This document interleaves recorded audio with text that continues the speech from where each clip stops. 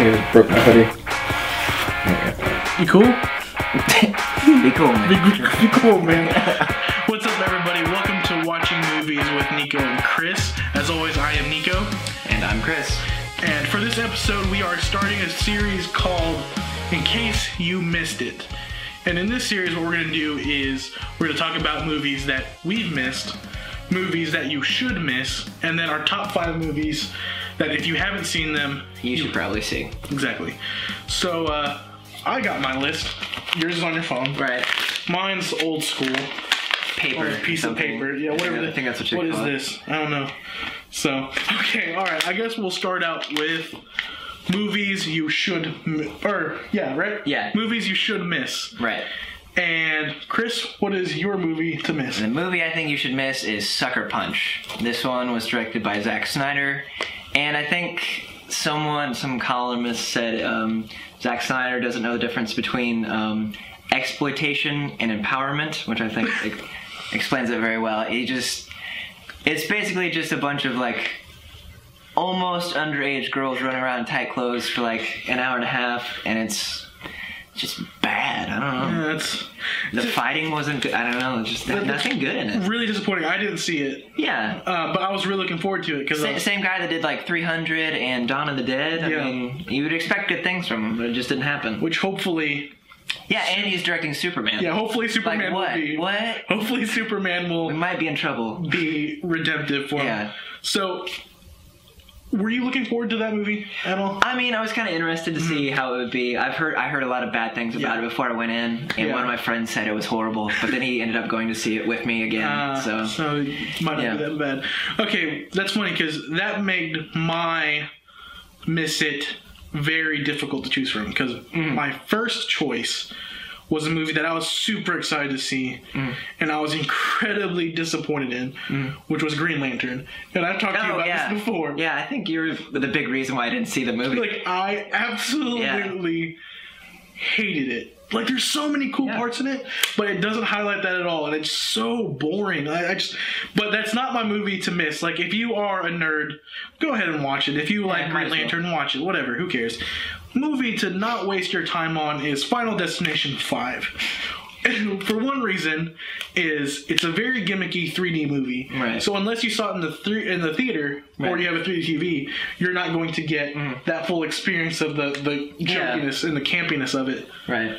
But it is absolutely the worst movie I think I've ever seen. I don't know how anybody enjoyed it and had a pretty decent like Rotten Tomatoes rating, which blew my mind. I thought it was like rated pretty poorly. Really? I don't know. I think for Final Destination movies, maybe like the highest. But I mean, if you didn't like 1 through 4, I don't know why you'd watch the 5th one. So miss that movie. Yeah, don't see for it. Sure. Okay, now we both talked about movies that we haven't seen, but now is the actual moment where we say we've missed this movie. What movie did you miss from 2011 that you want to see? The big movie I want to see is The Artist. Oh, the black and white. It's black and white, and it's a silent film, which I think is very interesting. I believe it's French. I mean, it hasn't played in our small local theater of 8, so I mean, I'll just have to, I guess, wait till it comes out on DVD before I get a chance to watch it. But we could break the law too, but don't do that. Yeah, don't do that, kids. It's not good. Yeah, I do want to see that too. While I've heard great things about it, so. I'm sure it's gonna be a great film. But for me, the movie that I missed from 2011, I feel terrible for missing. Yeah, because there's a whole bunch of movies I actually didn't see from last year. But I grew up being a huge Harry Potter fan of the films, and I did not see. I missed part 2. I missed part 2 That's a shocker. of Deathly Hallows. That's crazy. And you could ask everyone. I had this biggest crush on Emma Watson. Growing up. Who doesn't? I missed part 2. I still haven't seen it. You missed the finale in theaters. I know this is supposed to be it, and I still haven't rented it yet. Like what? It's been months, and oh man, that kind of blows my mind. I think I'm waiting for.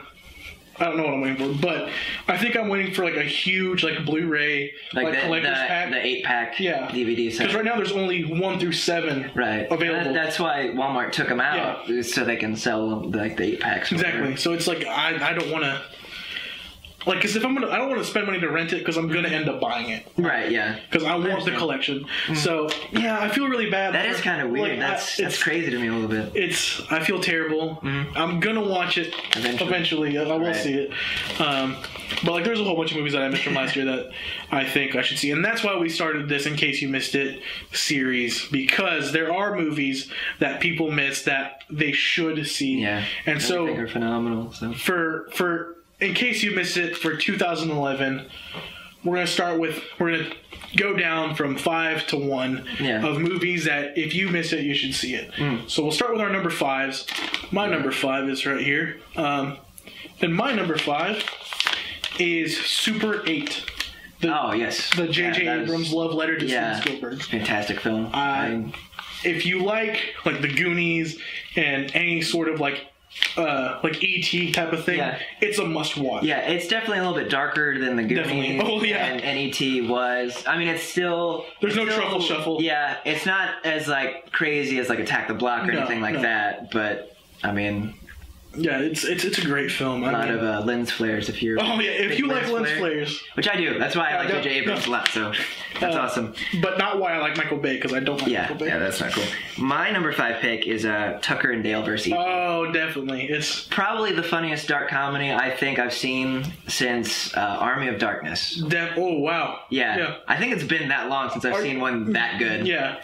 Are you putting it on the same level as like as far as like a horror film, dark comedy, I think this is, pretty much it. And I'm a huge Alan Tudyk fan. Oh yeah. Firefly, nerd out. Definitely, it's all day long. It's a great movie, and that is definitely a movie I'm sure most of you did not see. Yeah, really small. I don't think it got a release at all. It's on Netflix though right now. I'm pretty sure. Is it on the Watch Instant? I'm pretty sure it's on Watch. Watch it instantly right now. Do it now. It's so much fun. Yeah, I had a great time. I thought it was hilarious. And that's what a lot of my list is mostly like fun movies I think you're gonna enjoy.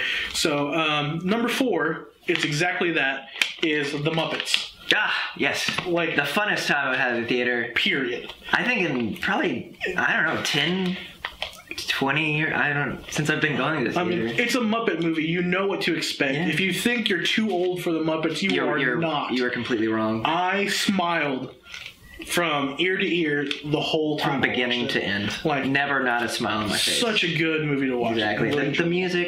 The musical, numbers on there. I think they got nominated for the wrong song. Did they? I don't know. It should be Life's a Happy Song, and instead they got nominated for Man or a Muppet, which is good too. But your number 4. My number 4 is Melancholia. It's Lars von Trier. I don't know. He did what was the Antichrist? He just did the Antichrist, the crazy where he cutting off horrible things. Kristen Dunst is one of the stars. This is like her comeback role. She hasn't been in anything major in a while. Beautiful film. Really, it's kind of slow moving, so I don't know if it'd be for everybody. Yeah. But I thought it was awesome. It's about like the end of the world. There's another planet is gonna crash into Earth, supposedly in a couple weeks, and that's just kind of the span of the whole film. So. Cool. I haven't seen it. I was worried it was gonna be like uber stylized over like substance. Yeah, so that's why. I mean it's kind of that, but I think it works really. Lars von Trier pulls it off better, I think, than most directors could in that position. So. Cool. Yeah. All right, my number 3, same kind of thing of it's a slow movie. Not sure if everyone's gonna like it. You know how much I enjoy this movie, or at least the main character, but Drive, I think, is a fantastic film. Should have been nominated for Best Film, I think. I thought it was kind of a crime that it wasn't. Such a cool movie. Like, that's the best way I think to describe it. It's just Ryan Gosling's just a cool guy. It's just smooth. It just oozes cool, and the soundtrack is top notch. Although the first time I did see it, I thought Ryan Gosling's character was autistic. He didn't say anything for a couple the entire movie. He says 5 lines. Well, that's funny because whenever I asked you what you thought about it first before I saw it, and you're like, "Oh, I don't like it." You never explained to me that you thought he was autistic. No, you should go see it. It's a great film. Second time I watched it, I thought it was phenomenal. But first time I was like, it was a good movie, but Ryan Gosling was autistic. Ryan Gosling's not autistic in the movie. He's not. That's just the director's choice. Yeah, I'm sorry. It's fine. It's my bad. Your number 3. My number 3 is Win-Win. I haven't seen it yet. Yeah, it's a really just sweet little indie drama. Stars Paul Giamatti as a lawyer that his business isn't doing that well, and he ends up being the caretaker of an old man, and then come to find out that the old man has a daughter, and his daughter has a child, and the child is a really good wrestler. Yeah. It's a lot there. Yeah. But I thought it was one of the best of the year for sure. Yeah, I really wanted to see it. I heard a lot of great things, but never got to it. I missed it. Yeah, so sorry about that, guys. So now we are at our top 2. My number 2 movie is The Adventures of Tintin.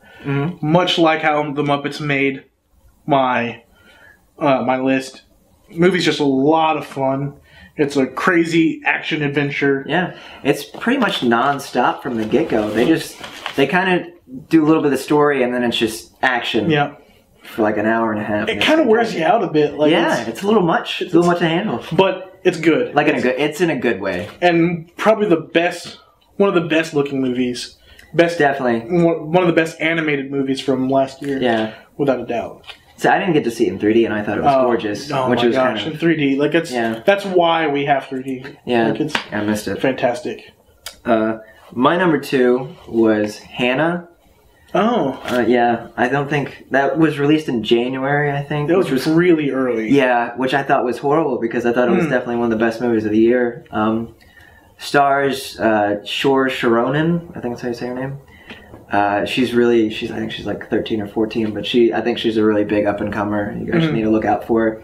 It's got these really fantastic fairy tale-esque moments in there that are really good, but it's a really violent film, which I think is kind of cool. Oh, yeah. It mixes that. So yeah, that's my number 2 pick. My number 1 film, I don't even have to check the list, but I'm doing it just in case, is a little film out of London, or England, sorry, is Attack the Block. Ah, yes. Like, Attack the Block. Easily a movie that people aren't going to see, but need to see it. Like, it is such a fun sci-fi film. It takes a less serious turn of like what Super 8 is. And really? I thought it was even more serious. You think it was? Well, because kids straight up died. Kids died in that movie. Like, that's a serious thing for me. But I did not see that coming. I thought it was gonna be like fun and like my favorite character died, and I was like, oh my god. Well, I thought it was fun.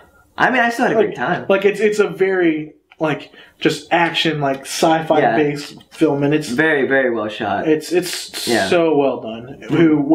I forgot the name of the director. I feel really bad. Yeah, me too. But he's in cahoots with Edgar Wright. Yeah, they're producing buddies. And stuff. They both worked on The Adventures of Tintin as well. Yeah, so. Very cool. And then my number 1 pick, I know this has been getting a lot of talk, but for good reason, it's The Descendants. That was my favorite film of the year. Stars George Clooney, probably his best role, I think, that he's done yet. I can't remember the director's name of this one either. But he did, oh god, what was that other name? Sideways. Oh, yeah. Which I was not a fan of at all. But this movie I just thought was phenomenal. So it really just takes you, like, it makes you feel like you're in Hawaii and just hanging out with some people with like horrible problems, but just overall the feeling of that movie I thought was just fantastic. Well, great. That is our list for In Case You Missed It 2011. I'm going to do some homework and watch these movies that I've missed on your list. And I'm going to do a couple of the ones that you mentioned. So I'm getting Harry Potter. Yeah. I'm not doing it. What is that about? I'm sorry, guys. I apologize for Nico. I'm sorry. We'll see you later. Yeah, bye.